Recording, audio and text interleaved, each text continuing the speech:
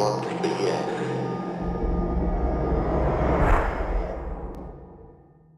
Hi, I'm Lil. And I'm Fitz. And you're listening to Knock Once for Yes.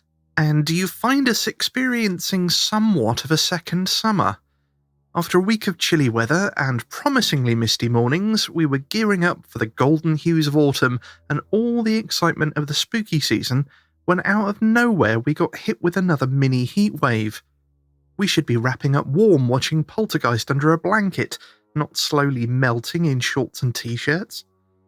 That said, we're never too far from Halloween at KOFY HQ, and even a little unseasonable warmth won't prevent us from having a chilling time. Oh, that was cheesy, Fitz. What have we got coming up on this episode? This episode, the Wold Newton Triangle pings the paranormal radar. We have listener stories from Desiree, Sara and Sue, and we continue what's turning out to be our 3-part Norfolk series to find out just what it is that makes the county so spooky, with the wonderful ladies behind Weird Norfolk. But before we get stuck into all of that spooky goodness, we first want to give a massive shout out to our new patrons. Pam Skaczynski, Tanya McDowell, Bex Oliver, and Catherine Olsen. And thank you also to those that donated through KOFY, Jacqueline, Jean and Sarah. Thank you so much to all of our patrons, old and new, and our KOFY supporters. You amazing lot are the engine behind the KOFY machine, and we simply couldn't do this without you. We're so grateful that we also get to do it without filling the show up with ads as well. We know that times are pretty tough for everyone, so it's massively appreciated that you're continuing to support us and literally keep the lights on at KOFY HQ. Over the years, this show has become so much more than just a podcast. It's become a community. And honestly, we can't imagine life without all of you as part of it. Yes, we've been absolutely loving having our KOFY Zooms where we've actually got to see and speak to you all. I know, it's brilliant. And the group's growing as well. If you're not a member of the group, please do pop on over to Facebook and join in the chat. Well, it's time for the Paranormal Radar. What's pinged it this month, Fitz? Well, this time on the Paranormal Radar, it's off to my mum's neck of the woods as our story takes us to Yorkshire, and according to the Hull Daily Mail, the most highly concentrated area of myths and legends in England, though, as we'll find out later in the episode, that is a disputed title. The Wold Newton Triangle is named after a village the paper describes as being at its centre, though a brief look at the provided map seems to suggest that, using the most central settlement as a criteria, it should instead be called the Willie Howe Triangle. I guess they thought that Willie Howe lacked the required gravitas. In fact, delving just a little deeper, I'm not exactly entirely sold on the whole triangle thing in general. It doesn't really seem to have much of a bearing on anything, and some of the stories mentioned in the article take place outside of the triangle anyway. The meat of the story, however, is that there are an unusually high number of paranormal stories and experiences that take place in the area. From werewolves and devil dogs like the Black Shuck from Norfolk, here called Old Stinker, as apparently in Yorkshire the most distinguishing feature of an 8-foot-tall wolf with glowing red eyes is its bad breath. There's screaming skulls, drunken fairies, ley lines, a river that predicts disasters, zombies, and more, some a little more bizarre than others. My favourite story, though, comes from the seaside town of Faery. According to legend, the village was ruled over and terrorised by a fearsome dragon. The locals, somewhat fed up with this, came up with a cunning plan. A plan so cunning that Baldric himself would be stunned speechless in awe of its cunningness. The plan was that the villagers would trick the dragon into eating a particularly sticky cake, and the dragon, horrified at the thought of getting any cavities in its magnificently terrifying teeth, would rush immediately to the sea in order to give them a good brushing. The villagers would take the opportunity, whilst the dragon was so distracted, to drown it and free themselves of its tyrannical reign. Amazingly, the plan appears to have been a successful one, as Filey Briggs rocks are claimed to be the fossilised bones of said dragon. As usual, we'll put links to the article in the show notes on the website, and I think we may have to put the Wold Newton Triangle on the list of places to visit. Oh, I love that story so much. It's so British, a cunning plan that centres around cake. Yes. You can't get much better than that. You couldn't make it up though, could you? I do like the dragon though. I had to quickly Google the pictures of the Faery Briggs rocks, and I can see why it looks like a dragon. It's this rock formation and it kind of just snakes out into the sea. It's got that serpentine shape to it. So you can definitely see where the legend came from. And I think it's a really cool one. I couldn't get over the Baldric reference just because it was so Blackadder. Like, you can just imagine one of the villagers going, hang on a minute, I've got a plan. I've got a cunning plan. Have a cunning plan. It does sound like something straight out of Blackadder. It really does. It. And if you're not British and you have no idea what we're talking about with all this Baldric and Blackadder nonsense, yeah, sorry guys. Look it up. From series 2 onwards. You will love it. You will thank us later. Series 1 was a bit meh, but yeah, series 2 onwards, check it out. And moving on from something that we absolutely love to something that apparently you guys love, because we have been inundated with messages and emails and stories from people after they listened to our time slip episode. We've got a couple of listener comments on this that we had to share, so we'll start off with one from Katie. After listening to your time slip episode, I realised that I may have experienced a slip. When I was 14, my grandma had passed away. I was upset because I couldn't say goodbye, as she was so poorly that my parents didn't think it was appropriate for me to see her. I was walking up a hill in the town I live in, and the atmosphere suddenly changed. I couldn't hear anything, and everything slowed down. I then saw my grandmother walking past. There were others with her, but I could only focus on her. She then smiled at me. For years, I've thought this was a result of me being upset and my brain playing tricks on me. My grandmother visited my town on numerous occasions during her life, and your show made me think maybe it was a time slip. Thank you, Katie, for getting in touch and sharing that. It's really interesting. The thing that jumps out is when you say the atmosphere suddenly changed. That's what got me as well, because so many times, and we've actually experienced this ourselves, when we had what we think may have been a time slip, it's almost as if the atmosphere got thicker or denser or heavier. There's a muffling effect to the sound, almost like you get in heavy mist or when there's a thick blanket of snow on the ground. And the sound gets absorbed from the atmosphere differently, and the birds aren't singing. The animals are quieter than normal. Everything sounds just weird and different and muffled and a bit wrong. Yeah, the other interesting thing was that she wasn't alone. She was with a group of people. So that kind of also makes me think more towards time slip than ghost traditional sort of sense. And I haven't heard of the time slowing down before. Yeah, that's interesting. But accompanying time slip occurrences, there does seem to be sort of a varied sort of, I want to call them symptoms almost, phenomena that kind of go along with it.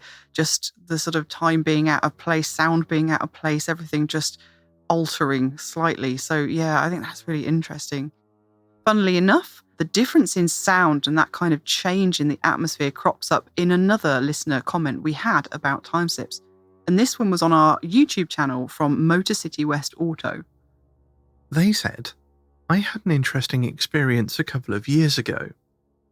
First off, I've always had very strong instances of déjà vu.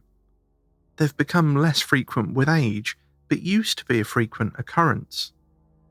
Maybe a little more than déjà vu, as I knew what was going to happen before it did, and good, bad or indifferent, I couldn't do or say anything to change it. So about 2.5 years ago, I was on my way home from work. I worked midnight, so was driving home to a sunrise. I was stopped at a traffic light about a mile from work. I looked down at my phone, and the air got weird. I'm not sure how to explain it. Buttery, thicker, mushy. I don't know how to put it, but it was different. And I couldn't get past the feeling I was under a cover all of a sudden, like an airplane was stopped over the truck or something. When I looked up, I was still stopped at the traffic light, but now it was dark out, and I was heading in the other direction, back towards work. My mental state went to the kind of feeling you might expect upon hearing about a death in the family or something like that. A hot pit in the stomach feeling. I looked at the radio, and it was now 10:39 p.m, even though it was between 6:50 and 7 a.m. just a few seconds ago. I continued into work trying to figure out what just happened. Somehow close to 16 hours had just vaporized. I had no memory of going home at all.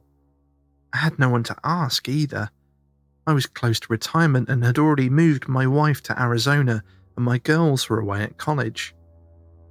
I didn't say a word about it to anyone because I was a deputy sheriff and I didn't want anyone thinking I was going insane. At the time, I was very tired and overworked, sleeping about 4 or 5 hours a night. I tried to work it out in my mind, but didn't come up with much. Temporary one-time incident of narcolepsy, maybe? Temporary memory loss? I just couldn't rationalize it with anything solid. It bothered me for a long time. It's one thing to lose a few minutes, but I lost 16 hours in a few seconds. I'm retired now, completely sane and still not sure what happened. Still gives me the willies thinking about it, and still have no recollection of anything happening in that 16-hour period. I don't know if there's some totally rational explanation I haven't run across yet, or if something out of the ordinary happened. That's so strange, and thank you so much for sharing. That's absolutely fascinating, if a little terrifying. I think, again, the thing that stands out to me is you've got all the phenomena, those weird little things, those sort of telltale signs, the signals that something out of the ordinary, something maybe paranormal, supernatural is going on, the change in the atmosphere. I actually know that feeling of feeling like something is overhead. Yeah. When they talked about maybe it feeling like an airplane being over the car, it's more, I've experienced it as like a sense of pressure, like the atmosphere is literally closing in, almost like a bubble around you. We've had that at some locations we've been to. Yeah, I was going to say, when we had our sort of weird, potentially time slip experience, thinking about it now, it did almost feel like we were sort of under a dome. Yes, like a blanket or something. And that was what was muffling the sound and making the atmosphere feel weird. I mean, obviously all the same things would be going through my mind. Is it medical? Is it stress? Stress can absolutely affect your memory. But I mean, this is a really extreme example. I've never heard of anybody to lose that much time. No, I mean, my first thought was that he was exhausted, he fell asleep in his car, but then 16 you're on the hours, road. Yeah. like 16 hours, even if he was facing the same direction, you know, someone would have woken him up. Absolutely. But he was facing the other way. Yeah. Like heading back to work. So the car, at the very least, he turned round and started heading back the other way. I'm wondering, like, alien abduction. That's my first He thought. had to go there. Well, he said he felt like something was above the car. I don't know. My brain did not go there at all. But I think you kind of have a point in that when we hear time slips, sometimes your brain does go to things like abduction or losing time. Yeah. When you talk about losing time, that's something a lot of people would associate with sort of the UFO kind of phenomena. I don't think that's necessarily, you know, the only thing you should associate it with. There's so much of this phenomena that cross over. And I think the paranormal is all just one great big umbrella. And to be honest, we really don't know what's going on. I mean, the only other thing I could think medically is that you could literally, potentially, you could lose the memories from a whole day. You know, just go about your business and just completely lose it. But I mean, I'm not a doctor, obviously, disclaimer, but I would expect there to be other things to go along with that. To have just one completely isolated incident with nothing similar preceding it, nothing coming after it that was the same. It's very weird to have nothing else.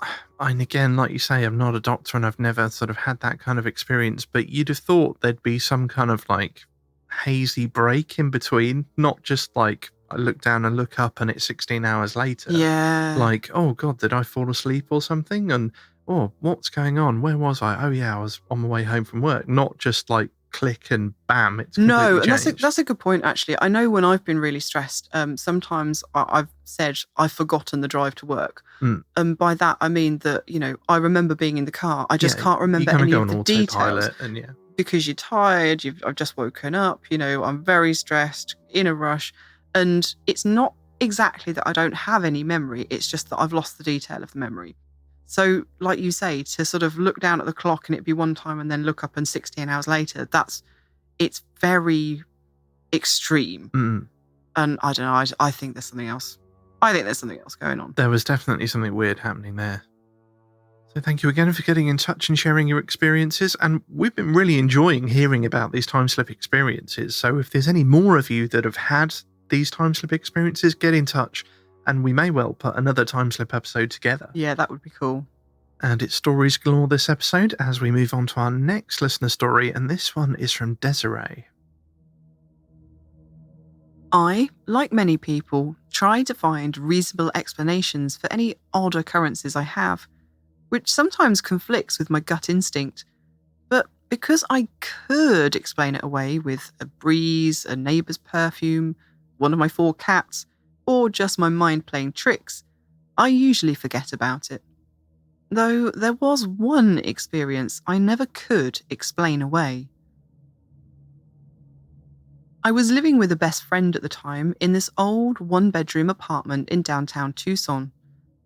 I say old because it's the oldest part of the city, but with Arizona being the last mainland state to join the Union, old is a relative term. This apartment building was supposedly erected in the 1920s, but prior to that, the land was occupied by the military, according to an old assessor's map I found dating back to 1877. The building had many of its original features: old peek-through keyholes on the doorknobs, an absolutely ancient kitchen, and no real closets. It was perfect for 2 best friends exploring their freedom after both getting out of horrible relationships.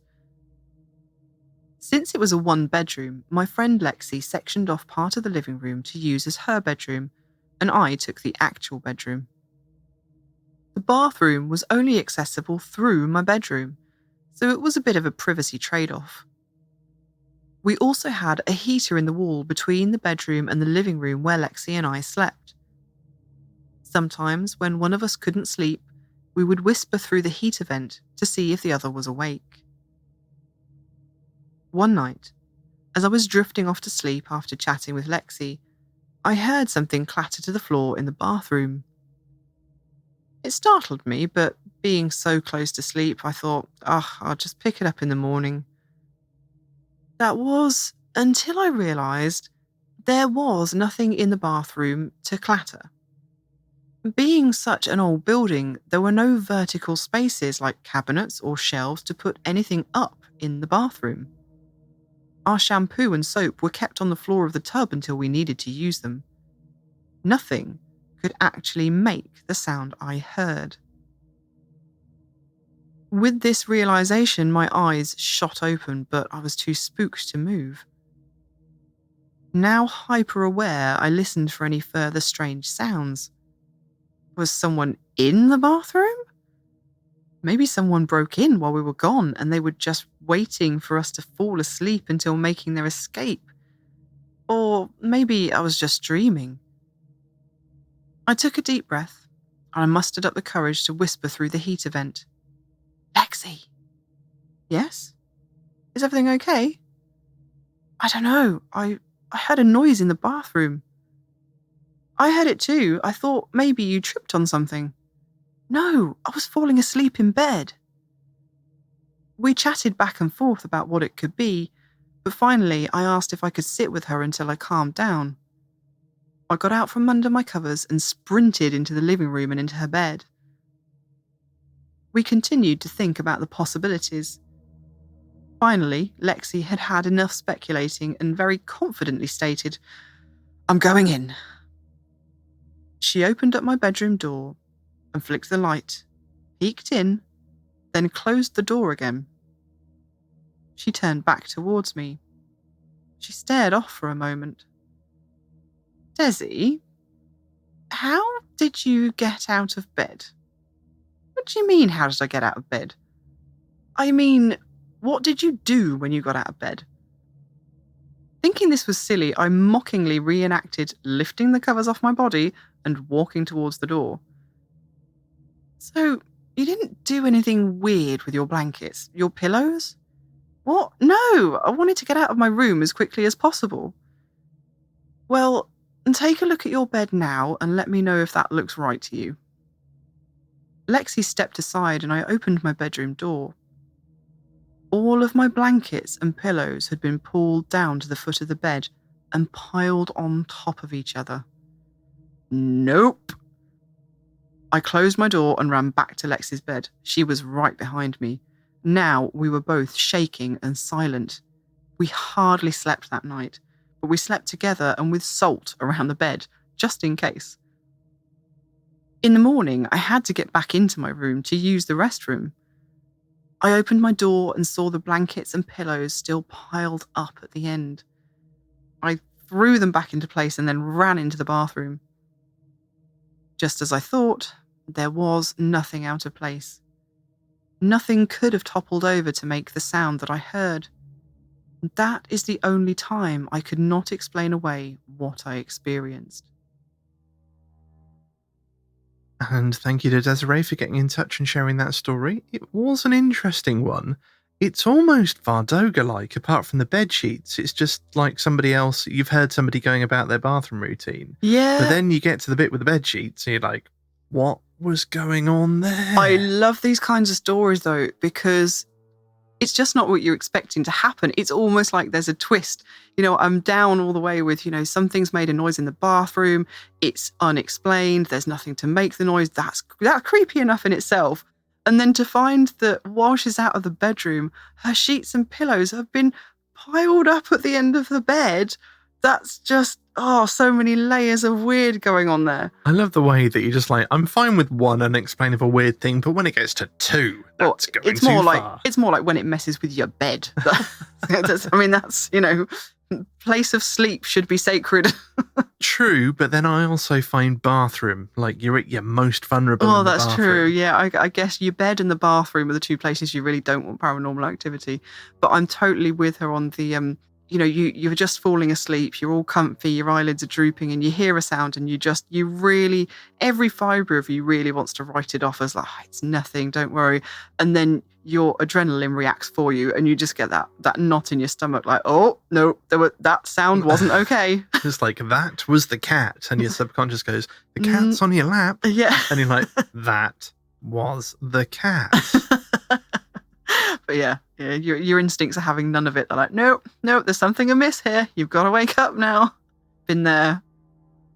Thank you again to Desiree for sharing that story. It was a really fascinating one. And this next one is from Sara. I've never been a true paranormal believer. Don't get me wrong, I'm open to the idea, but I'm also quite the skeptic. When we were kids, we lived in California and would often fly to Michigan to stay with our grandparents. I always enjoyed spending summers in Michigan, but there was always something uncomfortable about my grandparents' house. It was the house my mum grew up in, and my grandparents had lived there for many, many years. I used to sleep in what was called the green room, clever, right? Which was my mother's room when she was a child. I was never comfortable in that room, and eventually got up the courage to ask to sleep in another room. The yellow room, to be exact. My mother asked me why I was so nervous about sleeping in the green room, and I told her the closet door always opens on its own. I feel like someone's watching me. Her response was, that's what you said when you were a child, that you didn't like the tall man looking at you. This confused me because I don't remember ever telling her that not only could I feel someone watching me, but that I had a distinct memory of it being a tall, thin man. She went on to explain that when I was around 3, I'd woken her up in the middle of the night to say that I didn't like the tall man staring at me while I slept. She then continued and said that when she was a child, she also saw the tall, thin man staring at her from the closet. I never slept in that room again, and while I did spend many more summers at the house, I always quickly walked past that room. It eventually became my grandfather's office, and if I ever had to go in there, I would cautiously glance at the closet door. It would always open on its own after being shut completely.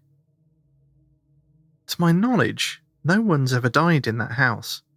My mum suspects it was her uncle, who killed himself when she was a child. But while she says she never felt threatened by the spirit, I did. It felt like I wasn't welcome in that room. Thank you so much to Sara for sharing that experience with us. What is it about closets? Why do ghosts hang out in closets? Because I know it's almost like a horror movie trope, but it literally happens. It really does happen. I don't know. But it had, like, there's something that gets me about the stories where it's just like, I did this as a child, and my mum's like, I had the same thing. And it's always like my mum or my dad, and it's like, in the same room, I had the same experience, and I thought I was just imagining it, but now you're having it. Yeah, and at that confirmation, it just immediately, the goose flesh raises on your arms, doesn't it?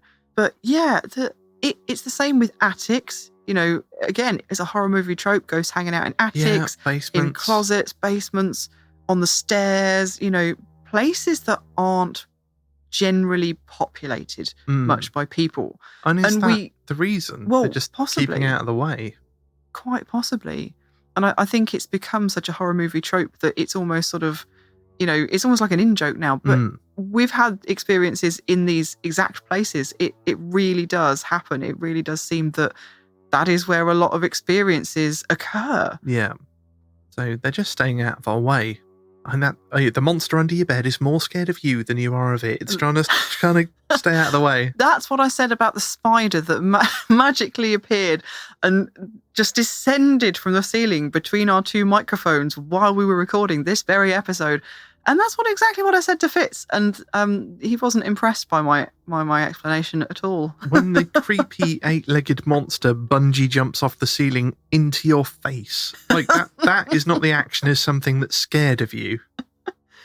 Don't worry, listeners. I put him outside safely and gently. I mean, the spider, not Fitz. And with that, it is time for our next story. And this one is from Sue. Back in around 1991, I, along with my then boyfriend and 2 friends, decided it might be fun to do the ghost tour that had recently begun operating at North Head Quarantine Station in Sydney. To give a little background, the station is located on the northern side of the entrance to Sydney Harbour and operated continuously from 1832 until 1984. Ships carrying passengers with infectious diseases were sent there to quarantine until it was safe for them to enter the general populace. Our tour was booked for an evening in June commencing at 8 p.m. So, being winter, it was dark but not overly chilly for the time of year. Everyone assembled at the meeting point, and then we were split into 2 groups, with one group, ours, to watch a film on the history of the station prior to the tour, and the other to watch the film at the end. The tour would finish with both groups meeting up to enjoy some Billy tea with damper and discuss anything they may have encountered. At the conclusion of the film, our guide informed us that we would be doing the tour in the dark, with her leading, carrying the only hurricane lamp. Fortunately, there was a decent amount of moonlight, so once our eyes adjusted, we could see reasonably well. The lamp only added to the ambience of the tour, so nobody had any objections. Our first encounter was at the second-class quarters. The timber building consisted of an upper floor with a veranda and a kitchen below. We'd stopped outside of the door to the kitchen, and the guide told us that, on occasion, inexplicably, it was impossible to open the door. She sorted through her key ring to find the appropriate key. Then, As she leaned over to place it in the lock, the tumblers within the lock could be heard, as if someone or something had quickly turned the key. This was despite the key not yet being in the lock. This clearly startled her, and she jerked back, asking nervously, "Did anyone hear that?" We definitely had, and we told her so. She composed herself, but still looking a little shaken, placed the key in the lock, and after a little jiggling was able to get the door open. Our group entered, and the guide continued with the history of the quarters. While she was doing so, I decided to have a look around. In one corner of the room, I encountered an area that was icy cold, and to be honest, gave me the heebie-jeebies. Spooked, I legged it out of there, not wanting to spend any more time in that room. My friend Tim wasn't far behind me and seemed a little spooked himself. When I asked what was wrong, he said that he'd walked through a cold patch and it had given him a bad feeling. Turns out, it was the same corner of the room. Needless to say, we both waited outside for our group to emerge. We told our friends, but we didn't share with the rest of the group, thinking they might be a bit skeptical. The tour continued down roads with scrubby bush on either side, down to the hospital precinct where we had our second encounter. Our first stop was the nurses' quarters, a long timber building with a veranda on one side. Perpendicular to the building and down a few stairs was a covered walkway that led to the hospital. Our group had stopped outside the hospital for the guide to continue her talk. My friends and I were at the back of the group, and I had turned away from the guide to speak with my friends, so as I looked at them, I was facing back towards the nurses' quarters. At the bottom of the stairs, at the end of the walkway, I could see what looked to be a woman in a dark dress with long sleeves and a full skirt. She wasn't in sharp focus, looking a little hazy, and I could see the stairs behind her through her skirt. Without a word, I nudged my friends and indicated with a nod of my head that they should look down the walkway. To their amazement, they could see her too. Then, she just disappeared. None of us knew quite what to make of it. So when the guide finished her talk and got the group moving, we approached her to tell her what we'd seen. To our surprise, she said, "Oh, thank God you saw it too. I thought I was the only one." It made sense that she would see it as she'd been facing the stairs when addressing the group. Were we freaked out yet? Maybe a little, but we were also excited to have seen something, and so we continued on. From there, we headed along another dark road to the site of what had been the morgue. And it was there we had a rather hilarious paranormal blooper. Our guide instructed the group to go in, not entering first as she had been doing in the other buildings. A young woman from our group entered first, and within seconds we heard her terrified shriek, then saw her bolt out of the building. It turned out that, to give the building context, a mannequin covered with a sheet had been placed on one of the tables. Initial terror turned to embarrassed laughter when she realised this was the case. She'd believed it was an apparition. The whole group had a possibly relieved chuckle over it, but I do wonder if the guide deliberately instigated it. Toward the end of the tour, we were in the wharf precinct at Quarantine Beach, where ships would enter and passengers would disembark to be processed. This area is truly fascinating, with carvings in the sandstone cliffs done by sailors from various ships over the years. This precinct of the station has several buildings, including an autoclave for luggage and a block of showers for new arrivals. It was in the shower block that we had our final encounter. The building contains banks of metal shower cubicles painted a rather ghastly shade of aqua blue, and it definitely had a creepy vibe. We had just set foot in the building with nobody in the area aside from our group, when suddenly one of the showers came on. Everyone, including the guide, was more than a little freaked out, and after turning off the shower, we left the building. The guide couldn't give any explanation as to why this might have happened. It was equal parts thrilling and terrifying, if I'm honest. At the end of the tour, when everyone was assembled for tea, there was much excited chatter about the encounters. The other group had heard what sounded like a bell ringing when they were at the nurses' quarters. Initially, they thought it might have been our group, but we reassured them that it wasn't us, so they had their own encounter to notch up. I would definitely recommend the tour for anyone visiting Sydney, not just for the paranormal you may encounter, but also the history. You can even stay on site these days if you dare. Another visit with friends might be on the cards. And thank you to Sue for getting in touch and sharing that story. And it does sound awesome, and I would really like to go. I want to go there. But, as we've just found out, Fitz is terrified of spiders. Don't like spiders. And not only do they have deadly ones, they have really big, jumpy in your face ones. Not jumpy in your face spiders. Yeah, I can't remember what they're called. They're huntsman spiders or something. The ones that are like the size of a dinner plate. Yeah, I know, to be jump fair. at you. Like, no, just no. I'm not bothered about spiders, but even I don't like the ones that jump. Do you know what? When I moved, I had a flat years and years ago, and these people moved in, and they had a sort of housewarming party, and we were chatting away, and I'd put my beer down on the glass coffee table that wasn't a coffee table. It was a tank that they had a tarantula in. Oh. Okay.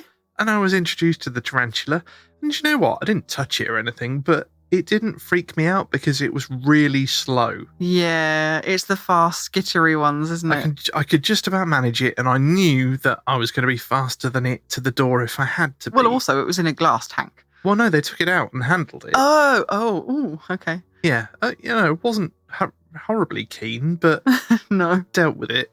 But the big jumpy ones, just no. Like, if it can cross a room and hit me in the face and it's got fangs, nah, just nah. Oh, bless him. If you could see his face now. That's a big nope from me. I'm sorry. No, I'm there. I would love to visit that place. I would brave the spiders. It sounds amazing. And that sighting of, it sounded like a nurse to me. Yeah. With the way the dress and the clothing was described, sounded like, and bearing in mind they were looking at the nurses' quarters. But it's so interesting that multiple people saw it, not just the group of friends, but also the guide. It's interesting because we've come across this a few times where some people see things and others don't, or they see slightly different things, like more or less detail. But this seemed like they all saw exactly the same thing, which was interesting. Yeah, really, really cool place. So yeah, if I can ever get over my fear of spiders, then we'll put it on the list. We'll put it on the list. It's in pencil. In pencil. Well, that may be the end of the listener stories we've got for you today, but we've got a listener paranormal postcard, which we're very excited to share with you, from Hannah Chummy. My boyfriend and I stayed at an old farmhouse for a little holiday in Lancashire. The first thing in the guidebook left by the owners, after all the do's and don'ts, was a story about how the lane and farm was haunted. The locals believed that a person was murdered on this lane, and after the murder, the local Radcliffe family began having hauntings, and family members started dying in mysterious ways. Mr. Radcliffe decided he'd had enough and laid a large stone slab outside the farmhouse in the lane and had the following words carved into the stone to try and calm the spirit. Ralph Radcliffe laid this stone to lie forever, AD 1655. Local people passing by reported loud screeching, bumping and banging, being pinched and clothes being messed with. Horses would become spooked when travelling the lanes and refuse to pass. Locals said it was a boggart, a particularly nasty type of ghost. A doctor at the time reported that his horse refused to pass, and so the doctor decided to challenge the boggart, whereupon a shapeless mass appeared and dragged him from his horse and almost squeezed the breath from his body. Luckily, the doctor was able to make it back to his horse and ride to safety. After the Radcliffe family left the area, a new tenant decided to try and move the slab up to the farm, but it was very difficult. It took 6 horses and lots of local people to move it.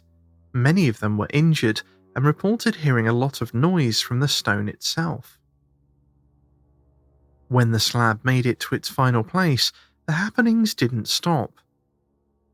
Anything placed on top would fall off or was thrown across the room. The first night there was reports of loud banging, clattering and nasty sounds from the area the slab was placed.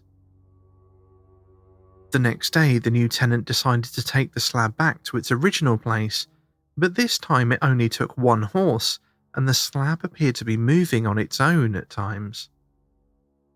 Since the slab had been returned to its original spot, it has remained quiet. As for ourselves, I took a photo of the slab and was very respectful. The only thing I experienced was knocking on the bedroom door the first night we were there, but I was woken by the sound, so I think it was probably just the house settling. Thank you so much to Hannah for sharing that paranormal postcard with us. We love hearing your spooky holiday stories. We love hearing about all the places you've visited and the hauntings that are associated with them. If you've been somewhere spooky, please do write in and tell us about it. And this was a really interesting local legend, and you know me, I couldn't help looking it up for myself.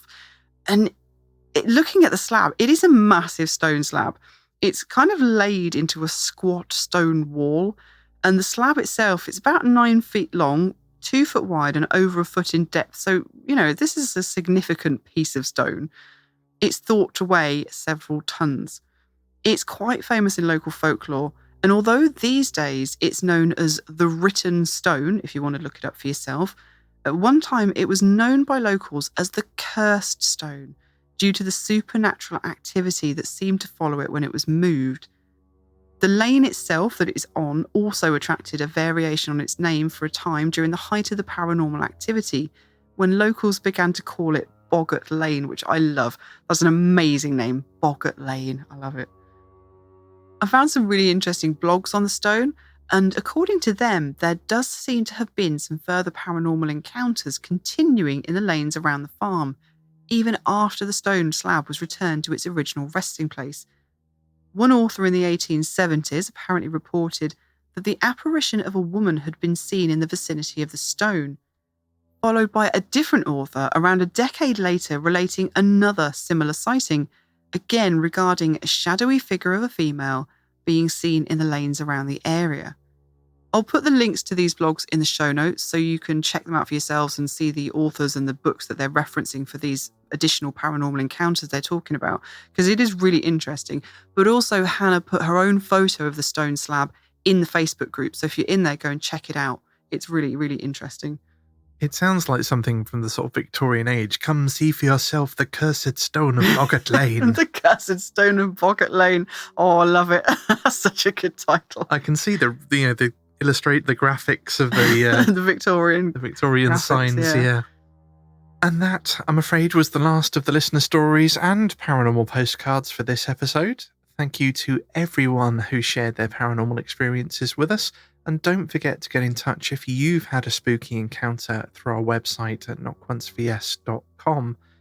We are always in need of more stories, and we're also specifically looking for stories involving telephones, radios and televisions at the moment, so please do let us know if you've had an experience like this. But fear not, that is not the end of the show, not yet. To segue rather neatly from a listener's paranormal holiday experiences to another haunted holiday destination, this time of the seaside variety, as we continue our 3-part deep dive into haunted Norfolk. Now, we absolutely couldn't do a series on Paranormal Norfolk without talking to these amazing ladies you're going to hear next. You will have heard us mention them on the show before because we've often cited their articles and podcast in our Paranormal Postcards, and they've been so incredibly helpful to us with our research. If you search for Weird Norfolk on the interwebs, you'll find a treasure trove of information researched, written and produced by the Weird Norfolk team. They've even built an incredible online map of the county, documenting all the supernatural stories and legends with markers that will take you to the full stories of each location. It's just awesome. Honestly, we're in awe of the work that they're doing, and we've wanted to talk to them for ages, so we were thrilled to get the opportunity to sit down and have a good old chinwag about all things spooky and strange on the east coast of England with the wonderful ladies from Weird Norfolk. So we're very fortunate to have with us on the show today Stacia Briggs and Shifra Connor from Weird Norfolk. Hello, ladies. How are you doing today? Hello. Hello. Yeah, very good. Thank you. Very pleased to be with you. I was just going to say that, Stacia. I'm very, very pleased to be with you. Awesome. We've been wanting to have you guys on the show for quite a while now because, as our listeners will know, we cannot seem to keep away from Norfolk. It is just so glorious in all its weirdness that we just keep going back there. But for any of our listeners who may not have heard of you, what is Weird Norfolk? Who are you? What do you do? So we work for the local newspaper called the Eastern Daily Press, and we kind of started because we're both really interested in weird stuff, and we realised there was a bit of a hole where no one was talking about the weird stuff in Norfolk. And we just started looking into the stories. I did research. Stacia started writing the stories for the paper. And we just realised there's like a never-ending supply of weirdness here, basically. We are the UK's centre of the weird. That's a fact. That is an actual fact. A literal fact. Actual fact. You heard it here first. It does seem to be the case. I mean, we have gone to quite a few places in Norfolk, and it's almost a certainty that we will have decided to go there because we'll have come across one of your articles and gone, oh, God, we've got to go and see that. Yeah, absolutely. Or if we haven't, the first thing that happens when we try and research one place we'll come across one of your articles. We'll come across one of your articles. Yeah, there's very little we haven't. I was about to say we have plumbed all depths, but there are more to come. This is the thing. There is still so much more to look at. It's like you say, never ending. I think our list is still in the hundreds, isn't it, Shifra? Yeah, and we haven't even tackled like the big stories, like Anne Boleyn. Her ghost is meant to be seen, and her father's ghost is meant to be seen. You know, there's some really famous stories that we've not even tackled yet because we're like, well, everyone knows those ones, and we're kind of about finding the small stories that are nearly forgotten. Yes, and that's one of the things I really love. Bringing them back to life, because that's the whole thing with folklore and ghost stories is it's kind of like part of our heritage, and it's really important to keep telling those stories. Oh, I love that so much. Yeah, so we almost kind of put to one side the stories that you will have heard of. Mm-hmm. You know, having said that, obviously we don't ignore kind of legends like Black Shuck. We wouldn't dare. We wouldn't dare. But, you know, we kind of look at stories that haven't been told for decades, if not centuries. And, you know, the stuff we've found, we've had a few recently, you know, unicorns in Castle Rising that have never been in. They've just been in some obscure kind of article that we've found while trawling the web for all manner of strangeness. The unicorn one was really interesting as well, because we actually had an email from a researcher who used to work at he's like maybe an archaeologist or some kind of researcher, and he's specializing in where all the unicorn horns have been found. Obviously they're narwhal horns, but he'd Don't never ruin this magic. Sorry. Don't ruin it. But he'd never heard of these before, so now he's like on the hunt to find out where these unicorn I felt he was testing us a little bit there, Shifra. Do you think? I feel he was testing that I actually had that reference. And then he didn't just make it up. And then I literally thought I didn't have it and had a panic, but then I found it, so it was okay. Well, I think that's why we end up referencing your articles so much. And anybody that's listened to our show regularly will have heard of Weird Norfolk because we'll have referenced you. But you dig up the most interesting nuggets that nobody else has unearthed. That's what's so brilliant.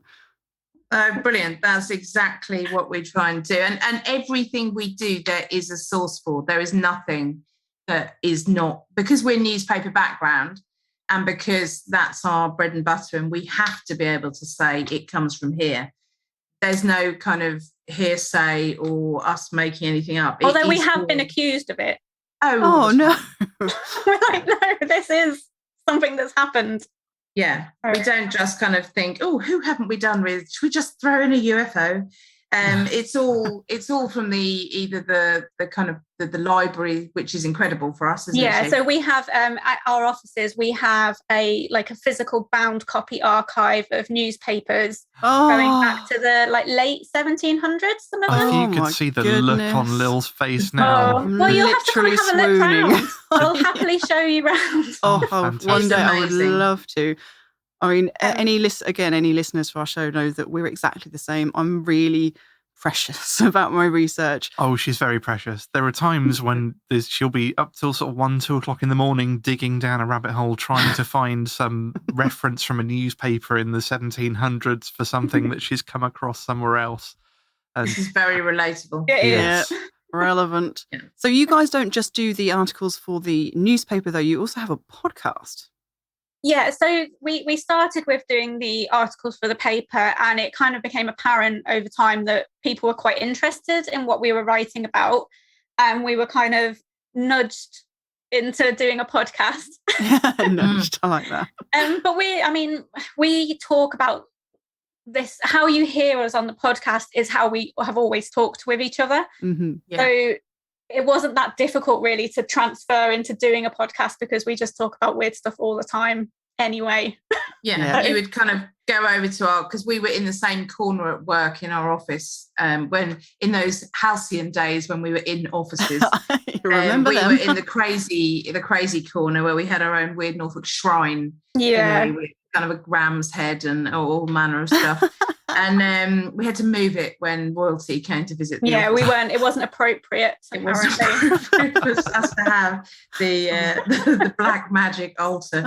But you would walk over and there'd be a discussion about what was more frightening, a monk-headed dog or a dog-headed monk, which is a question we test people on to see if they are our people. Oh, awesome. We need to have that. We need to have a past question to see if there are people. Yeah. We're going to have to think of one. It's quite important. And I note that you have circumnavigated answering that question. which is more frightening, a monk-headed dog or a dog-headed monk? I've got to say a monk-headed dog. Yeah, I think I'm with you on that. That's the correct answer. We passed. Yeah, just, the can dog-headed come person. through the Norfolk portal. Yeah, the dog-headed person just seems to That be... sounds like something on TikTok, really, isn't it? Well, that's like something from Star Trek or sci-fi or something. Yeah. Well, it's just something that can't think properly and can't run as fast, isn't it? But there's also something inherently frightening about monk faces or monks' head. I mean, they crop up so much in ghost lore as well, like floating monks' heads and Well, I think there's so many monks seen just because people assume that they're a monk because they wear a cloak, and I think a lot of people would have worn clocks, hooded cloaks previously. Yeah, I think that's a really good a lot point. of what that is. I've never imagined that dog with a hood. Have you? No, he's always got the little kind of round bit of Bald hair. bit. How do you know? Yeah. Oh, I see. I was going to say, how do you know it's a monk then? Oh, all right, I see. A haircut. I'm with you. Yeah, that's I always associate it with that. Anyway, we're getting sidetracked. Sorry. Down the rabbit hole. We love a good rabbit hole. It's all good. We do love our rabbit holes. Well, the next question that we ask everybody that comes on the show, it's because it's got to be asked, is how did you get into the paranormal in the first place? What made you interested in paranormal, or did you have an experience that got you interested? Do you want to go first on this one, Stacia? Because yours is more interesting than mine, probably. I think I probably though speak for us both when I say that we've probably just always been weird. Yeah. And kind of born weird. I mean, both of us sparked by books, TV, just being strange. It's an absolute joy for us that we kind of stumbled into each other, really, because I don't think anybody else could put up with the other one's fascination with this stuff. We are literally, I don't think anybody else would have been as interested in the stuff we talk about as we are. No. Because we will we will drill down to quite bizarre detail. And I think, I thought I saw something when I was very young, which was really tediously a dancing miniature garden set, which was moving at the bottom of my bed when I was about 8. Wow. That's kind of, as paranormal experiences go, probably not the sexiest, I wouldn't think.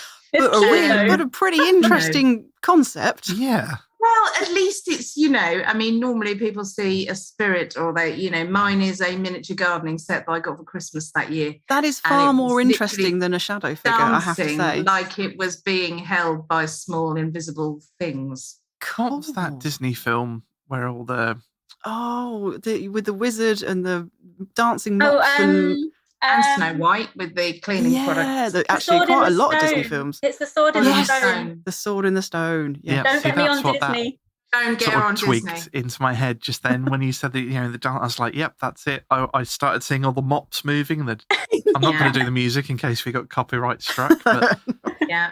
Well, mine was a miniature gardening set. And, just stuff like being absolutely fascinated with Halloween, being absolutely fascinated with, particular books. Same book, Shifra.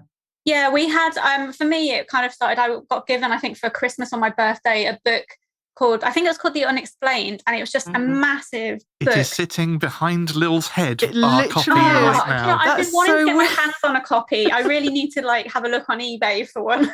I knew it was going to be one of two, and both of them are sat behind Lil on the windowsill. Yeah, currently on display we have The Unexplained and The Usborne Book of Ghosts, and it was likely to be one of those two because they are seminal books. I did. Oh, did you? Yeah. But that's it. I just remember being really fascinated by everything that was in it, everything, even the UFOs at the time. Yeah. But it was just, I just thought it was really interesting. I didn't have any spooky experiences or anything like that when I was a child. So it was more just reading those books and watching things like The X-Files and obviously Ghost Watch. That was a Ghost Watch. That was a moment. Yeah. Oh yes, we are. Yes, we could talk for hours about Ghost Watch, and we may have to at some point. Yeah, it's a really interesting one. Yeah, don't trigger Shifra. There's a certain name we're not allowed to say, else You're not allowed to say it. Yes. I won't jinx it. I sometimes say it. Just every now and again, I'll get a message saying it. Just saying that one word, that 1, 4, 5 letter word. How on earth do you deal with plumbers? I don't.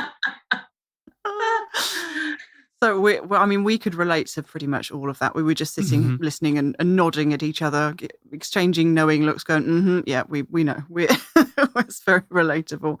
So what about later on in life? Because Shifra, you've been on some ghost investigations, I think, haven't you?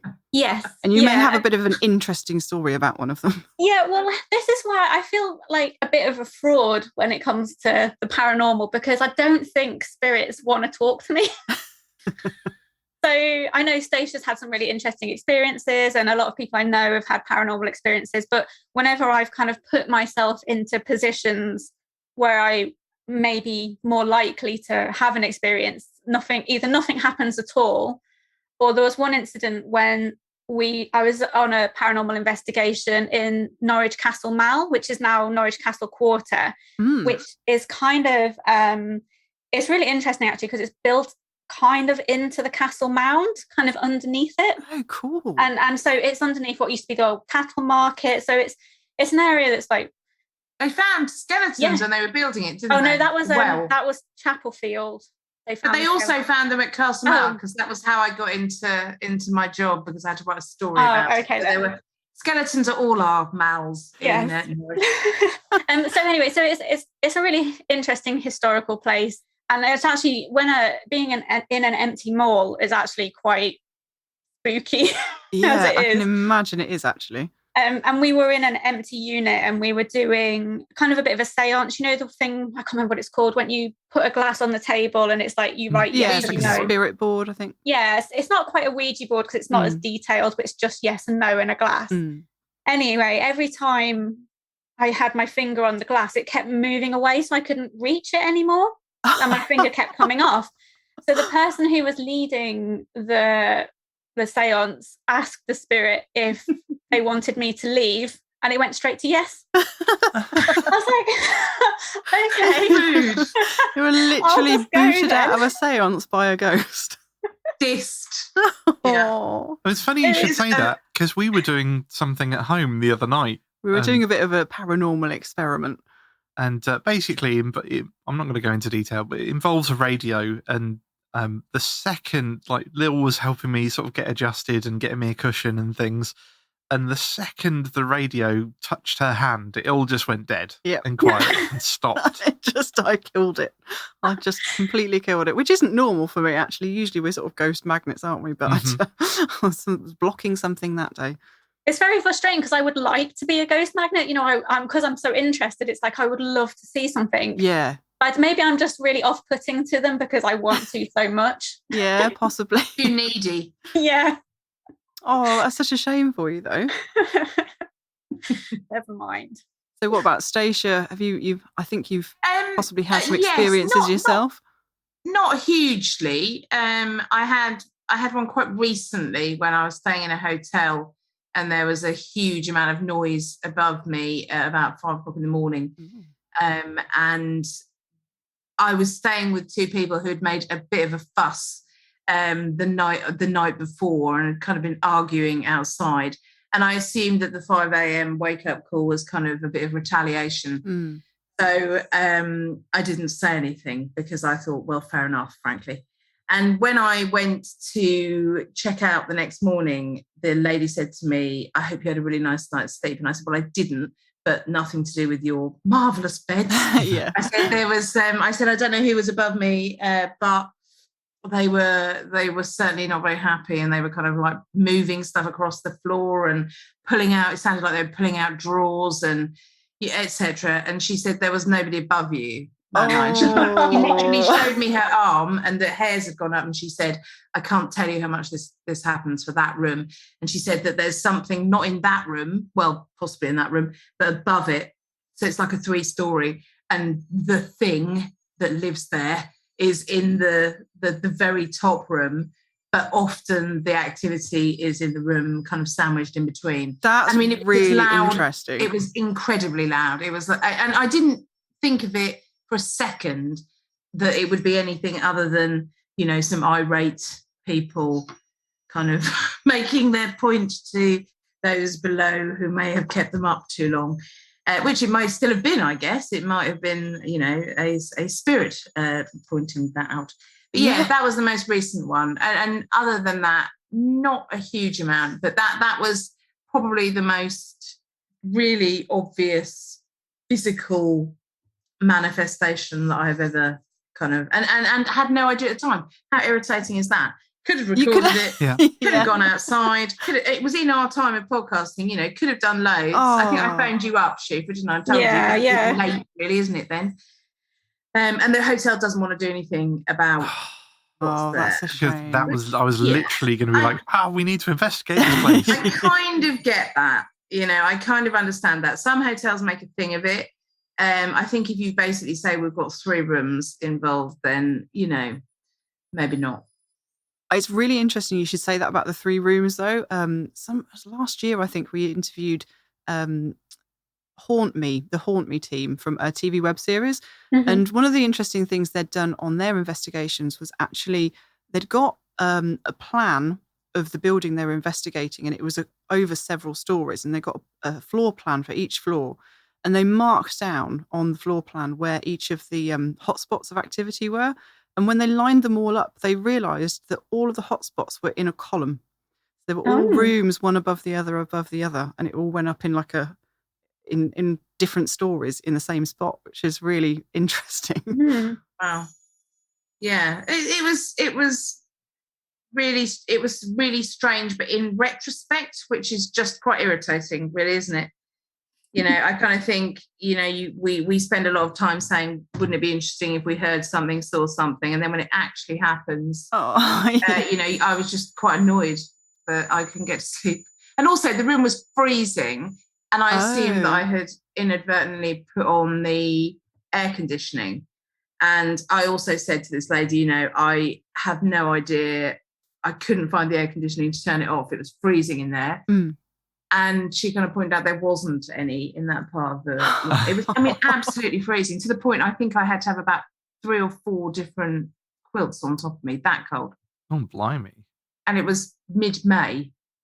This is the thing, though. This is what we always say. Like, we think a lot of people have paranormal experiences and just don't realise, because the amount of times we've had a paranormal experience, and unless something else had happened later, you would never know that anything was amiss. You just don't realise at the time. It's like you just assume it's the people above you. If you hadn't have said anything to the person to the staff, then you would never know. Yeah, she literally kind of immediately showed me her arm, and she said, look at the hairs on my arm. She said, we've had this so many times.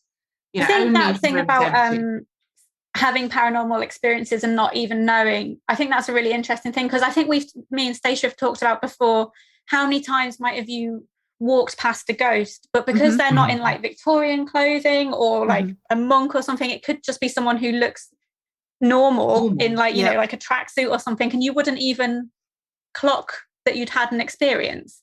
No, in fact, Fitz, one of your experiences was very similar.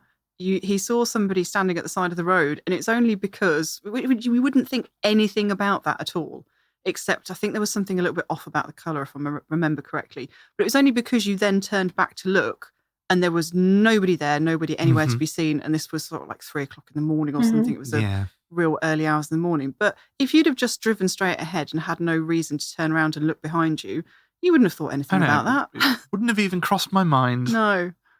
I think in places like Japan, where ghosts are far more accepted, then there is a belief that they pass amongst the living in the day, and, you know, particularly things like hungry ghosts, that they won't kind of become their true ghost form until the evening, and during the day they are just, you know, among us. So I think our idea that they're clanking chains and you know, kind of, I mean, this, you wouldn't think that, I don't know, in a normal ghost story, they're not opening kind of wardrobes and drawers and dragging what sounded like a wheeled suitcase across the across the floor. You know, again, everything that ever has ever happened to me is so mundane. You know, it's almost like if I actually saw a ghost face to face, there'd probably be, I don't know, writing a to-do list, or, you know, kind of, that's kind of the level of my. I think they often are, though. This is the thing, and I remember, like, I grew up very much like you with the books. We didn't have the ghost hunting TV shows over here until I was much, much older, because I'm that old. But I remember being really confused when we first did start getting the sort of ghost hunting TV shows from America. I was really confused that they were all running around in the dark. And I was like, why are they running around in the dark? Because all my experiences had been during the day, and it's not something that had really cropped up in like all the books of ghosts and things like that. It was never a case of, well, that you only go and look for them at night. You know, most sightings that were recorded in these books did happen during the day. So I was like, why are they running around in the dark?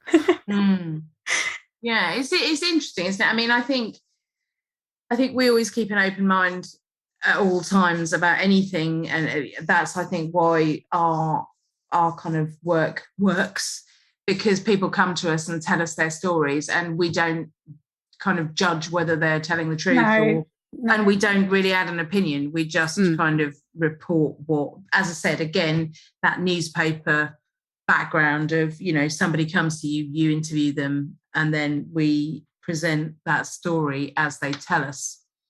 Yeah. And, you know, I don't think any of our own experiences we haven't recorded them, have we, Schaefer? There's nothing we have done, because we are not the news, and that's how news is. We are not the news. We report the news. We don't make it.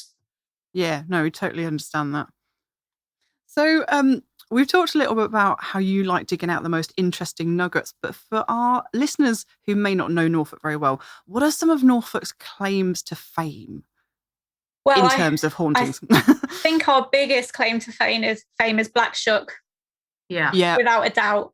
So I think like Shuck is like such a well-known kind of folk tale across the world. And he's ours. Yes, he's ours. All yours. And a little bit of Suffolk, but we don't mention that. No. He's mainly You ours. actually seem to have quite a lot of cryptids in Norfolk. Like a surprising amount of cryptids compared to any other county that I know of. Yeah, and do you know what? I didn't actually realise that until we started doing Weird Norfolk. So I'd heard of Black Shuck, and I moved to Norfolk, I think, when I was about 14. And at that time, there was quite a lot of sightings of the Norfolk puma. Or puma, if you're actually from Norfolk. Puma.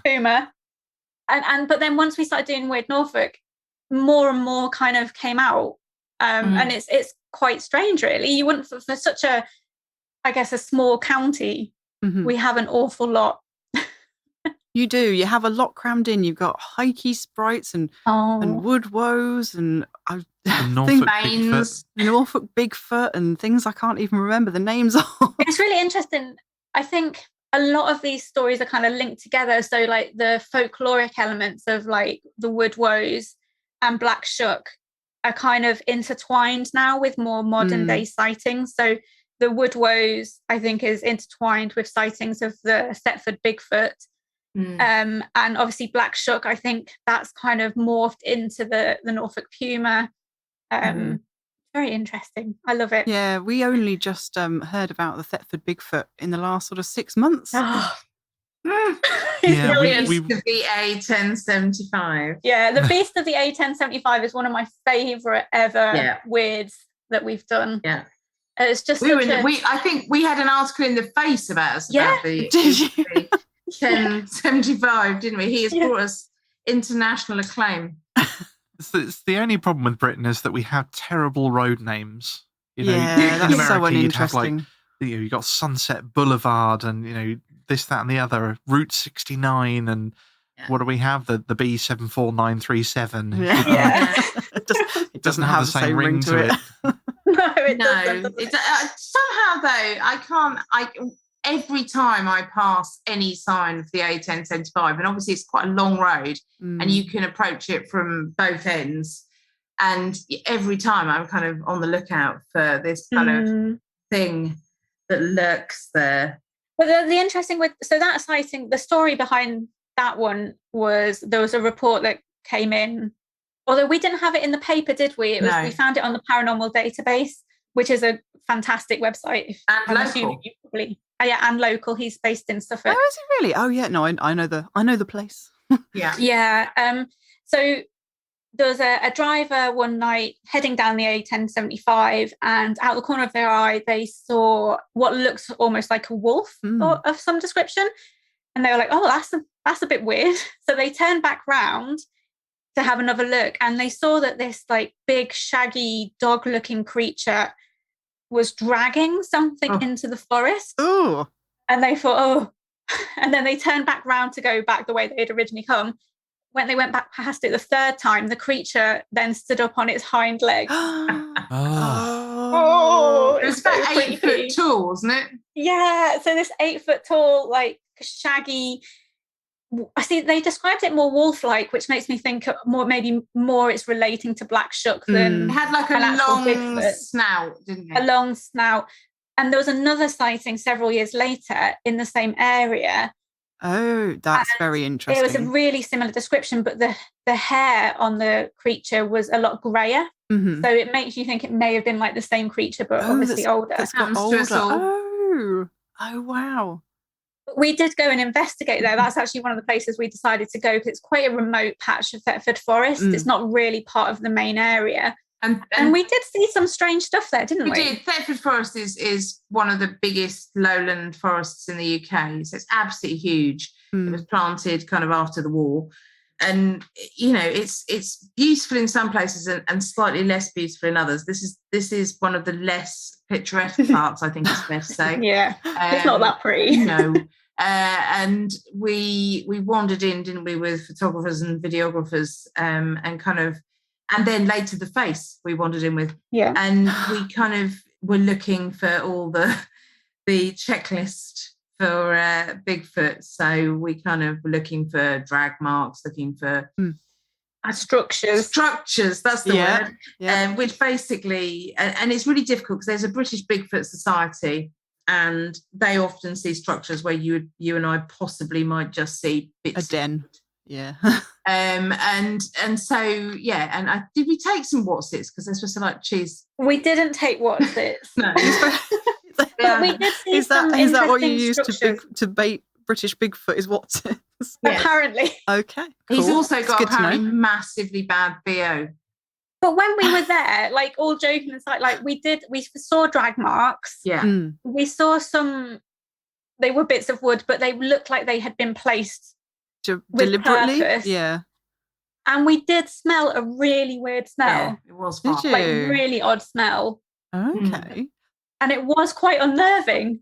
It's the drag marks I read about in the article when we were last up at Thetford, Warren Lodge, actually, and we were first came across these stories.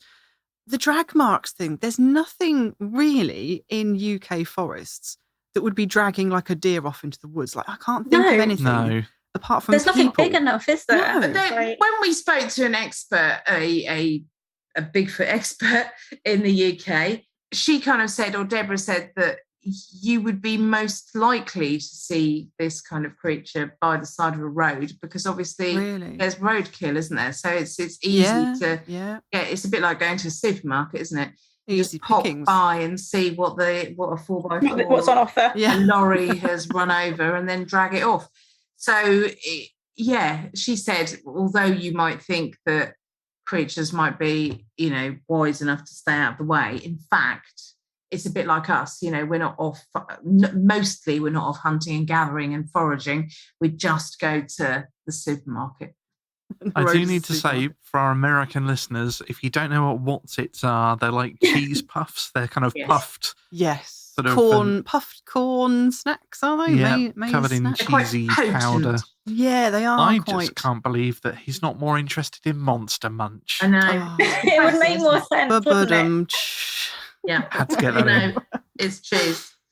But to be fair, if there were going to be British Bigfoot anywhere, I would say Thetford Forest is a good bet. I mean, it is a really atmospheric place. The whole of Breckland, I think, is really atmospheric and a little bit, I don't know, just a little bit mysterious somehow. It's a really ancient place, isn't it? With the flint mines and it's just there is something about it. And it is one and the pingo holes and I love the pingo hole. Yeah. And that thing that obviously we have the tales of the woodwoes, which tie in, and the woodwoes, I don't know how familiar people are with the woodwoes. Probably not at all, because I'm not. They're basically, they often appear in churches, on the fonts, above doorways. Particularly in East Anglia, not anywhere else really. Do they? Okay, so this is like a Norfolk-specific thing. Mm-hmm. But they are exactly as you would describe a Bigfoot. Yeah. Like, if you see a picture of a Bigfoot in modern, in the cinema or whatever, it's exactly a woodwose. I see. So we have this like really old, like medieval depiction of a Bigfoot, and yet we're still getting modern. So what sort of dates are those carvings from that are found of the woodwose in the churches then? Well, they were when the churches are built, mostly, I think, weren't they? Stacia? Yeah, so kind of 1300s, 1400s. Oh, really? Oh, yeah. Okay. And they are very specific to our area, kind of, and North Suffolk. So there's some amazing bits of work done. If you Google woodwose, some very clever people have done a lot on them, including us, maybe not excluding us. And kind of made maps of where they were. And there's stories about the wild man of Alford, who's in Suffolk, who was found in the sea and dragged in a fisherman's net and kept in the castle. And the Alford Church has pictures of a wild man on their font. Oh, wow. We have a woodwose woman in Norfolk on a font, which is very rare. Yeah, in Ingham, at Ingham Church. And they are kind of, they're kind of wild men of the woods. They have clubs. They were said covered in hair. They were said to eat children when they Shufra. Yeah. So, you can see where that whole creatures living in the forest came from. And definitely, yeah. And why would you have that on a Christian font? Yeah, that is a bit weird. Yeah, because I was going to say that the sort of stealing children reminded me of some things we'd come across in Norse mythology around Christmas time. I can't remember like the the names of it now. character. Bit like that, yeah. Yeah, there was a witch woman, like a witch troll or something with her. What was her name? Italy's got Was it Grilla? Grilla. She was called Grilla, and not Gorilla. Grilla. And she had like 8 sons or something, and they would steal down from the mountains and take children away for her stew. You wouldn't want any more children if you had 8, would you? Well, she wanted to put them in a stew, though, so just wanted to buy them a flat, all of them, so they could go and leave home. Fattening herself up for the winter. Well, the other famous Norfolk case that I only discovered through listening to your podcast was the skull experiment. And I didn't realise that this was a really big, well-known paranormal experiment. Yeah. I actually I was actually on holiday in America. And when I'm on holiday in America, one of my favourite things to do is like choose one of the really random channels. Yeah. And I'll just watch it all night. And it was a channel that had like paranormal, like it was just I can't even remember what show it was, but it was just talking about different paranormal events and things. And it said, they started talking about the skull experiment. And I was like, there's a place in Norfolk called Skull. And then I Googled it and I was like, oh my gosh, it's our skull. Yeah. And it was fascinating. So in the 1990s, this group of people, it was Sandra and Robin Foy and Diana and Alan Bennett. So I think the Foys were like the more scientific side and the Bennetts were mediums. And they basically wanted to get scientific evidence of life after death. Mm-hmm. And it was a really fascinating project. And I think they worked on it for about 4 or 5 years. They were in the cellar, weren't they? They called it the skull hole. Yeah, the skull hole. Yeah, wasn't it just like a farmhouse or something they were using? Yeah, it was behind the pub or the inn that's in the village. They're the most brilliant pictures. It just looks like kind of some middle-aged neighbours having a kind of dinner party. Doesn't it? But then you realise that actually they're trying to contact the dead. Not wrong with that. No, exactly. Sometimes it feels like that at a dinner party, doesn't it? If you're stuck next door to someone really dull.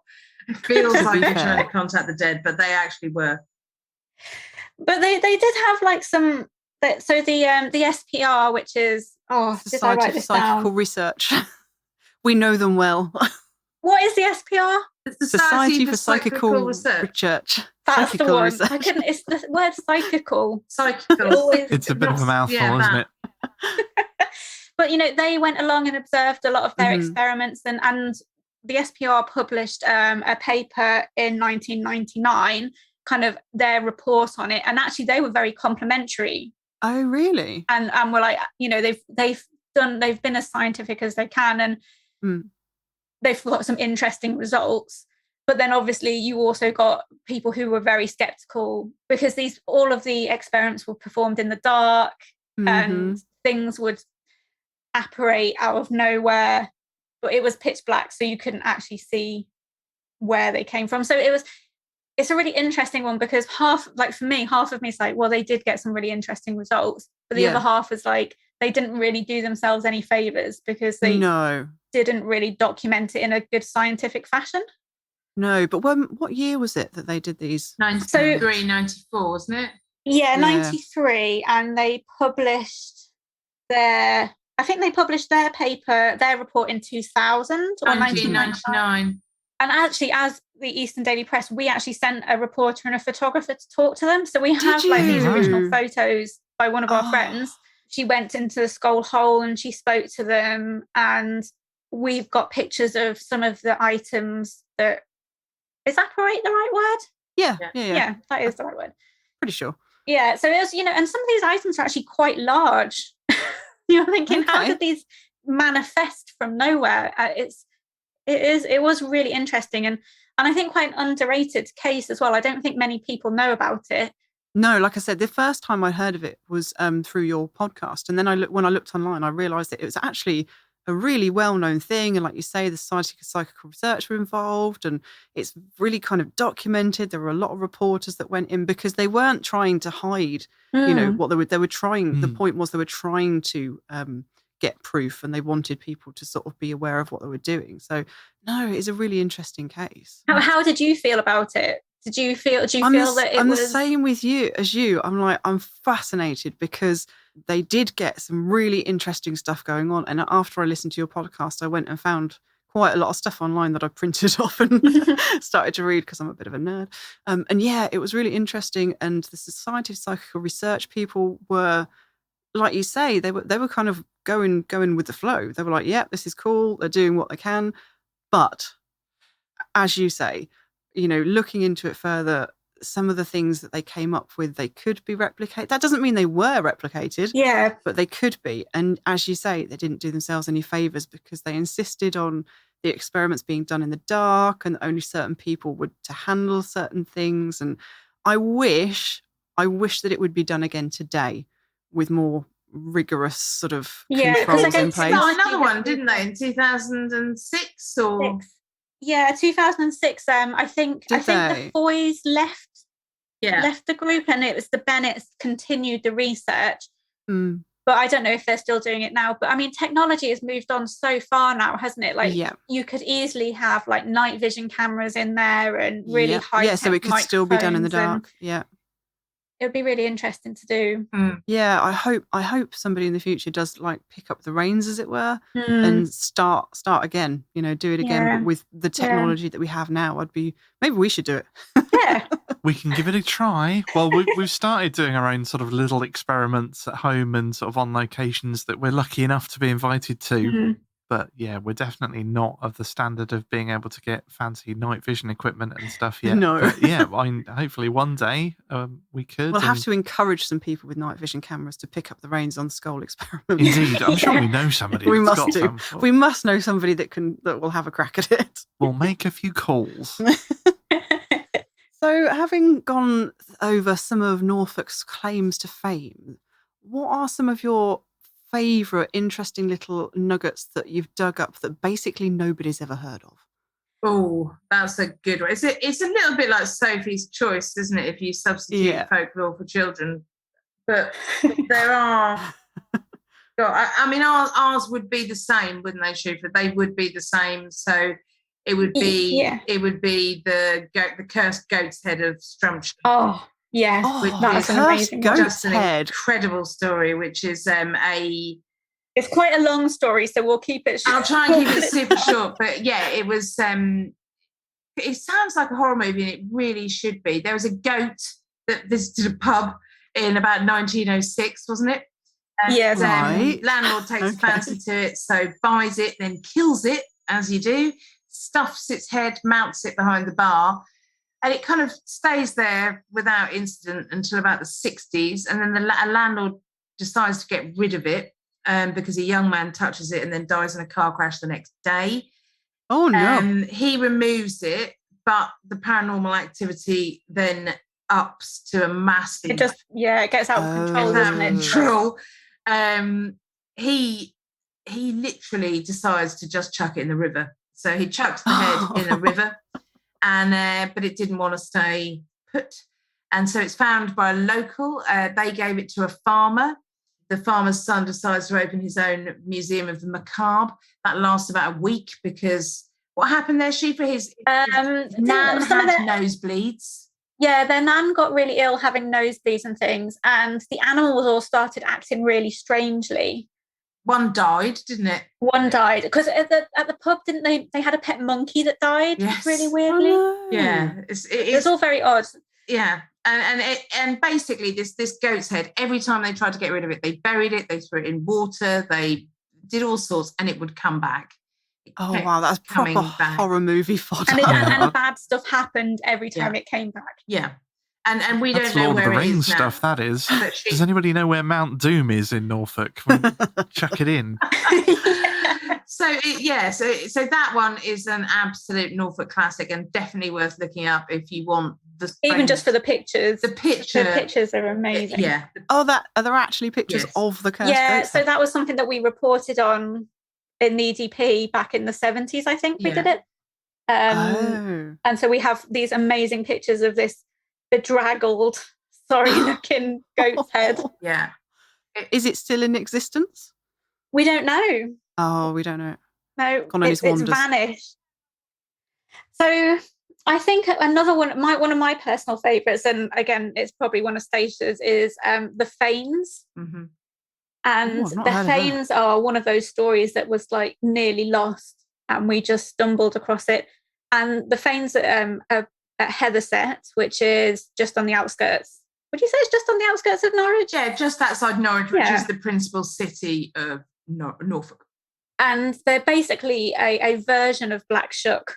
So Black Shuck has many names and many forms, and the Fanes is a really specific name for Shuck. We think Shuck in this area. And it's a classic story of people walking down a road and they look to their left or right and there's a massive black dog just padding along next to them. And then they look again and it's disappeared. So we found that story, shared it, really liked it. Then I think maybe a year or so later, we had an email from someone who said, I've just come across your story of the Fanes. I've seen them. Oh, what? Amazing. So then we had this. So this story that had been documented in probably the early 1900s, maybe. Yeah. And then we had like a contemporary eyewitness who'd seen them when he was maybe like a teenager. Yeah. And he was walking down. Oh no, he was on his bike and he looked to his right and there was a huge rough-coated dog padding along beside him. He couldn't see its head, which is quite interesting in Shuck stories. Okay. It made no sound and then it just vanished. And it was just felt so special because we'd found this story that had nearly disappeared and then we had like contemporary eyewitnesses. It was great. That is bananas. But do you know what? We continue to be blown away by how many contemporary reports there actually are of things that we just thought were legends and, were from the past, didn't exist in the present. And like you say, then you get people coming forward and going, no, I've seen, I have a contemporary sighting. It's happened in your lifetime. It blows us away. It's quite exciting, isn't it? When you get someone saying, really I've exciting. Seen this. And I didn't know what it was called. Amazing. The other question I had was, like, you, much as we do sometimes visit the places that you talk about on your show. So what's your favourite place that you've visited? Of all the haunted places that you've visited, what's your favourite or what's the most spookiest or has the best atmosphere or the best stories, perhaps? So I really like, we haven't been to it together, but I like Castle Rising. Oh, we love Castle Rising. Yeah, it's just, I don't know, there's just something about it. And I visited there before I knew about the ghost stories of Queen Isabella, who's like the she-wolf. Was she the she-wolf, France? Yeah. But that place is just so atmospheric. And I think, because it's a proper castle as well, you can actually go in it. Yeah. I just really liked it. That was one of my favourite places for sure. But not particularly, I didn't find it particularly spooky. Just a really good one. Interesting. There are so many contenders. I mean, so many. I really love Yarmouth. I think you've been there recently. Well, we're going to talk about that in a little bit. So yes, well, next, in fact. Yeah. So Great Yarmouth is fantastic. It is kind of, I think I found a quote about it, and Charles Dickens called it the strangest town in the wide world. Really? And I think that's amazing. Fair. There's so much going on in Yarmouth and near Yarmouth. You've got the witch trials of Matthew Hopkins. You've got hauntings at the Toll House there, which is now a museum, which was housed witches. The witches are buried in unmarked graves at the Minster. Time slip in a Great Yarmouth shop. Yes, I forgot about that one. When Mr. Squirrel popped in 1973 and found himself in the Victorian times. What? I mean, the list at Yarmouth is immense. You've got 2 of the Salem witch trial victims from Yarmouth. UFOs in Hopton, the disappearing old man across the and the road in haunted Hopton. caravan. The haunted caravan. I was going to specifically ask you about the haunted Oh, caravan. okay. Yeah, the haunted caravan is incredible. It's still a holiday park, and it was one caravan that kind of had this paranormal entity in it and forced a family out. My favourite part about the whole thing is they sent it to Holland to go to a park there. They sent the caravan to not the Holland. family. That would have been a bonus. I was If going to gone say. for a holiday in Great Yarmouth, they'd said no, you can pop over to Holland though. No, I don't even know, because obviously Great Yarmouth is on the east coast, and if in the ye olden days when the land was one mass in Europe, you'd have just walked over to Holland. And so it kind of had this idea that they kind of just put a little motor on it and just sent it across Holland. Sent it off across the sea. But yeah, that's another of Yarmouth's many joys. Shuck is all over Yarmouth. There are ghosts in the theatre. There are plague skeletons under the fire station. Oh, and the haunted, was it a haunted police station? Fire station, wasn't it? Oh, it's a fire station. Fire station, yeah, with monks and old women carrying candles. And I mean, it's just, and it's not that big. I think only 23,000 people live there. And yet probably most, if you use the paranormal kind of population, it would probably be doubled. So there, and it's near the East Somerton Witch. So yeah, brilliant. I think this is where we ran into problems, because we went to Borough Castle and thought, well, we'll just swing by Great Yarmouth on the way home, thinking there wasn't going to be much there to look at, because we just had a quick look through the books, like, oh, it's on the way, we can go that way home, we'll pop in.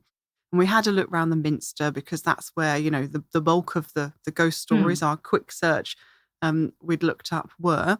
And then we got home and started digging into Great Yarmouth, and there was just so much stuff we'd missed. A whole world of paranormal stuff. Off the scale. I mean, we have so many of those towns like that in Norfolk. We have King's Lynn, which is also absolutely packed. Yeah, King's Lynn is really good. Yeah, I mean, it's not like we have one place that's kind of a magnet. We have many. And Yarmouth is a great one. And you can also get donuts and ice cream and chips. Donuts, ice cream and chips. All things that make for a good day out. You've got to have chips at least when you go to the seaside, otherwise it's not a day at the seaside. Chips when you look for shuck, absolutely. Chips what is and it, looking for do you shuck. think, about Norfolk that means that it has so many of these like ghosts and cryptids and things? Like we were saying earlier, it's so jam-packed full of them. Like, is it in the water? What's going on? It's brilliant, because I asked a similar question myself to a guy called Ivan Bunn, who is based in Lowestoft, and he was part of a group who put out in the 70s and 80s put out a newsletter called Lantern, and it's basically like the 14 Times before the 14 Times. Oh, we just discovered that last episode. It's amazing. And we're and just I was like, in love. How is like Lowestoft so haunted? And he was like, because we look for the stories. Yeah. And I think that's partly what it is here, is as a county, we're really aware of our folklore because we're proud of it. Yeah. And our ghost stories. So we look for it. I think all counties probably have loads of stories, but they're maybe just not so as like engaged in looking for them. Yeah. That's my theory anyway. We have this kind of really rich farming, fishing, river and seafaring history, and all of those are always interlinked with folklore, and the landscape is ready for tales. We've got these glacial erratics left by the last ice age that needed to be explained somehow. We've got crumbling coasts that kind of mean that there are sunken villages. We've got forests where there are these hidden beasts. Our folklore kind of reflects a real respect and fear for the power of nature, and I suppose they were like storytelling communities as well, weren't they? Yeah, so you didn't get broadband for ages. You kind of had to do something, didn't you? You had to sit around and share the tales. But yeah, I think Shiva's right. It's we look for it, or others look for it. We have an unbelievable number of incredible folklorists who, before us and at the same time as us, have been recording this stuff. You know, we are able to access books, articles that have been written for centuries about our folklore, and they are incredible, and they are filled with the kind of stories that we write about and podcast about every week. Yeah, I think you've got some such good points there, some really good points there. It may be that in other counties the stories were there, but they've just been lost, which is why what you two do is so important, because, you know, you're preserving that for generations to come. And as long as enough generations continue to do that, then you won't lose the stories.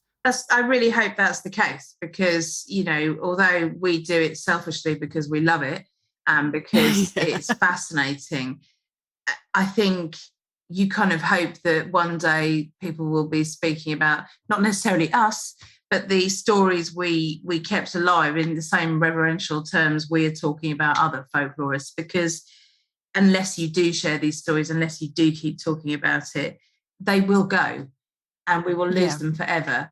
And that would be horrendous, wouldn't it? Awful to lose those stories that have made us who we are here in Norfolk.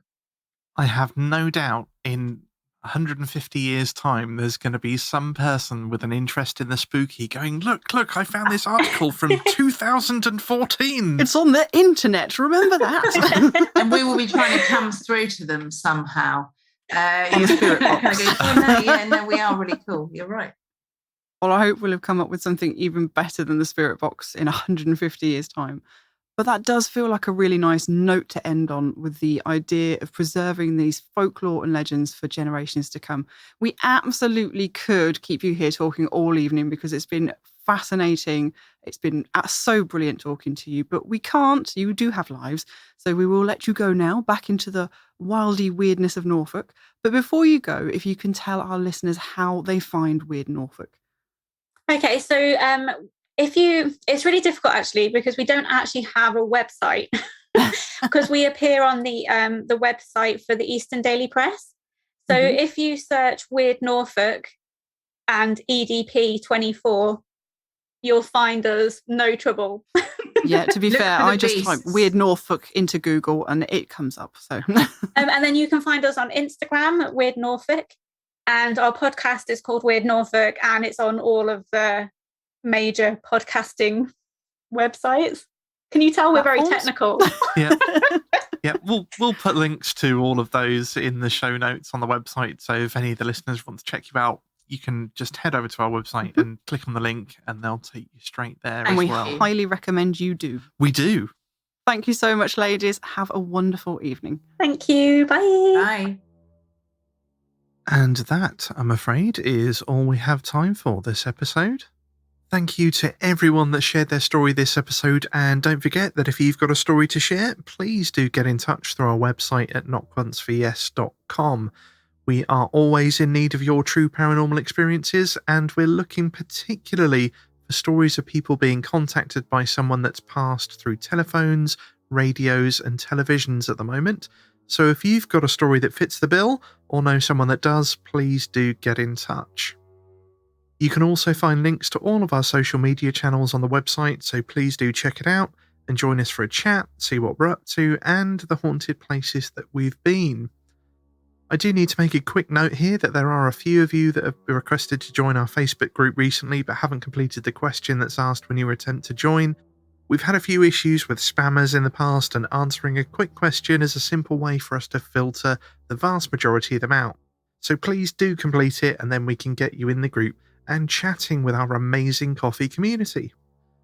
Thank you again to our patrons, whose support is vital for us to be able to keep producing the show. We recently started some Patreon-fulfilled merch, specifically the mugs, t-shirts and hoodies, and the first of you that pledge for them should be receiving them shortly, so please do let us know what you think of them, and we'd love to see some photos of coffee merch out in the wild. If you'd like to support the show, keep us free of advertising, and help us visit even more spooky locations, please do consider becoming our patron, which you can do by following the links on our website or by visiting patreon.com/KOFY. You can also support the show by grabbing yourself some coffee merch through our website. leaving a rating or review on your favourite podcast platform, but most of all, share the show with people you think might enjoy it. Friends, colleagues, strangers on the internet, help us get the word out. Knock Once for Yes is produced by my production company, Narrative Audio.